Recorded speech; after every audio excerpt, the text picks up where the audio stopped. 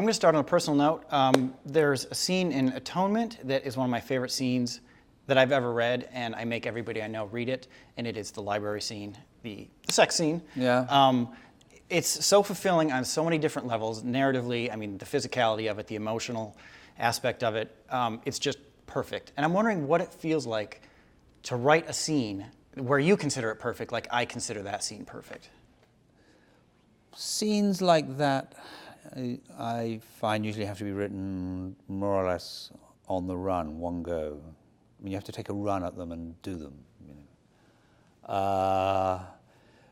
Writing that scene for me was always heading towards the moment where it's actually going to be interrupted. Whereas for the reader who doesn't know the book, it's going to run obviously very differently. There's, you know, when you get it right, it's a huge pleasure, and when a reader feels you've got it right, that's a great pleasure too. Mm-hmm. But what do? Draw on everything you ever knew about such things and try and get it right.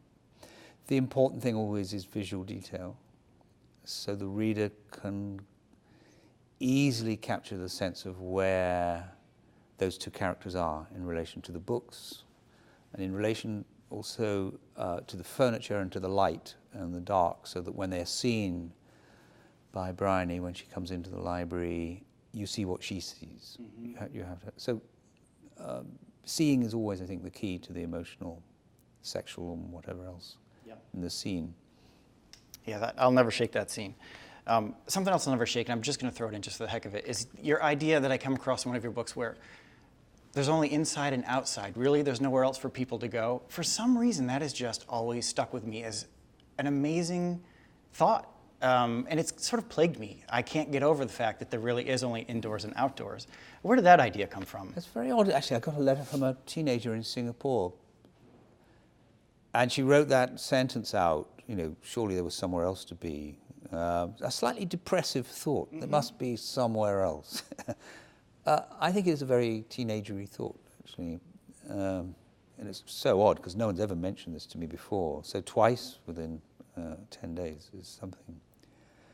She saw it as indicating my referencing spiritual hunger of some sort. Whereas for me it was a comic line. I certainly didn't see it in spiritual terms. It was just a line about being a bored teenager, and surely there must be more to life than indoors and outdoors.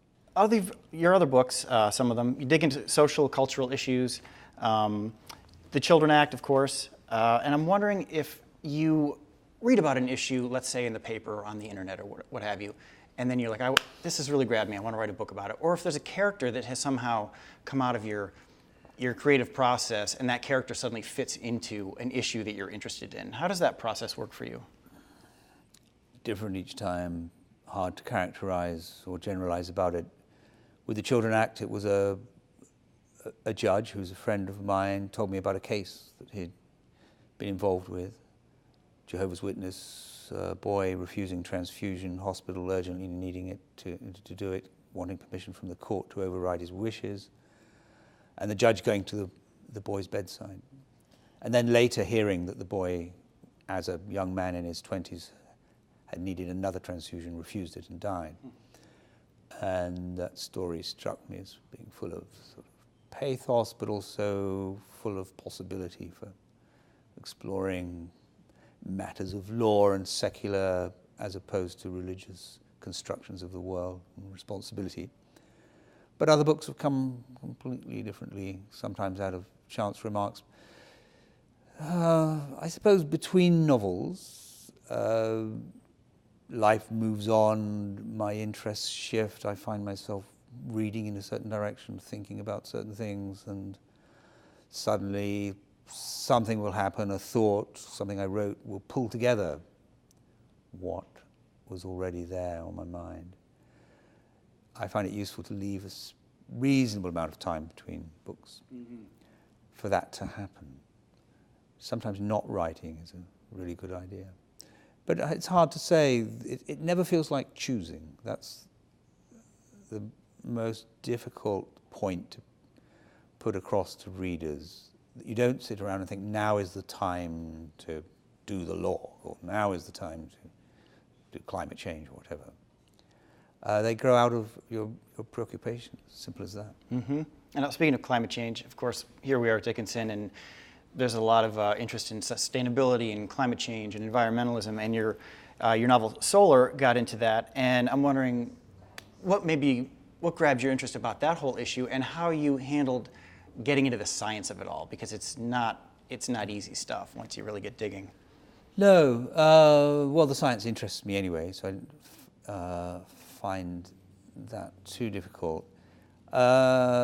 It's a matter that I've been thinking of since the early 90s, really. In fact, it probably goes back even to the 70s when there was a consensus briefly that the planet was cooling because of particulates in the air. Not an unreasonable assumption, and in fact it probably is also happening, but the warming effect of greenhouse gas is greater than the cooling. And without all the particulates and pollution in the air, we'd probably heating the planet at a much faster rate. The difficulty with solar was finding a path, a way to do it that was not too moralistic, not too caught up with just telling people how to think. I wasn't writing a campaigning novel. The best books on climate change are, in fact, non-fiction books.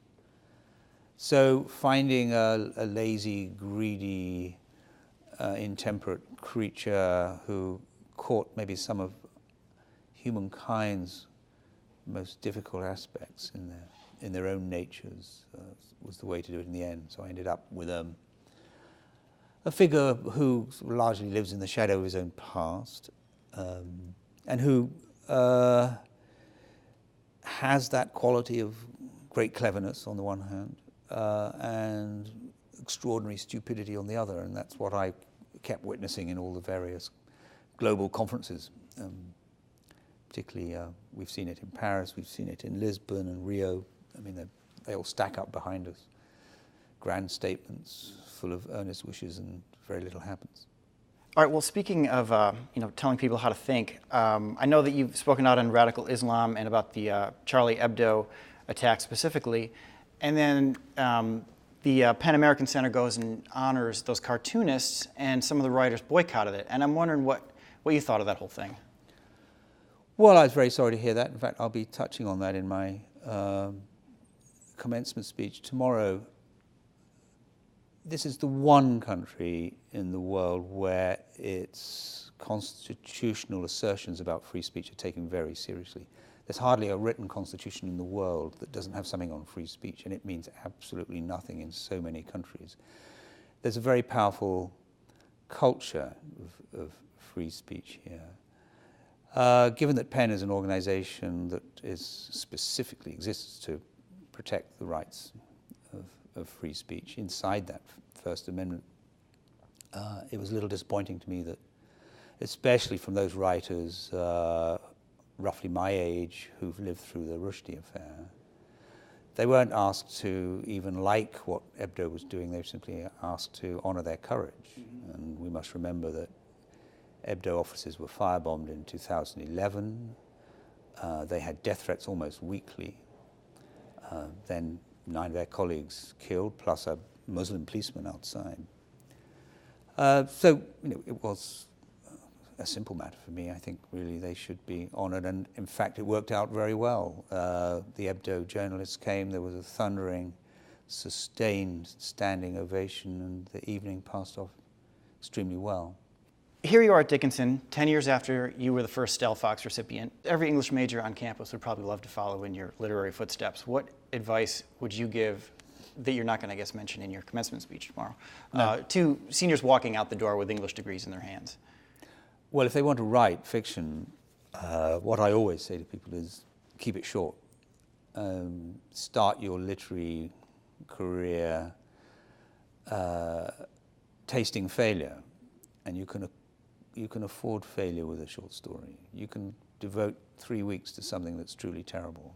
What you don't want to do is waste 3 years writing a mediocre 800-page novel. You need to write through your influences, shake off the voices, or celebrate them. I mean, but write with a sense of moving towards what is truly yours. eventually. But to do that, you're going to have to screw up a bit.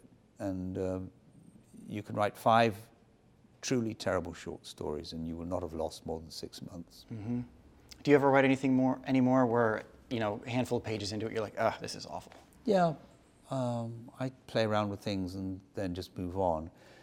But I'm a slow starter, so I hesitate a lot. So usually when I've decided to do something, then it's, in a sense, it's already got a sort of weight of thought behind it, right. and it will happen.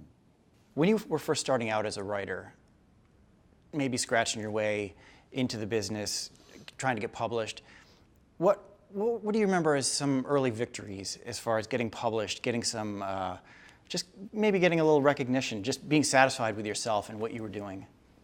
One of the most exciting moments was having a story received by a truly superb American publication. It was called American Review, and then it became the New American Review. Not a very inspiring title. They're all called the something Review. It was run out of Manhattan by a marvelous editor, Ted Solotaroff, now dead. For about 10 years, it dominated the literary scene. It came out 4 times a year as a paperback book, not as a magazine. Its print run was 100,000. It made money, amazingly enough. And he started taking my short stories. And one day there came through my mail the latest copy. And on the cover, which was a very bright pink, it said in white caps, it said Susan Sontag, Philip Roth, Gunter Grass, Ian McEwan, all in the same size. And I was so thrilled, because these were all writers that meant a great deal to me. That kind of excitement, it diminishes. I mean, there comes a point where you become a professional writer and your book comes out, and it might succeed, it might not, good reviews, bad reviews, and it's part of, something of a treadmill that you're on, with moments of pleasure and so on along the way. But at the age of 20, I was 22, this was a very magical moment. I never forget the thrill of that little brown package opening.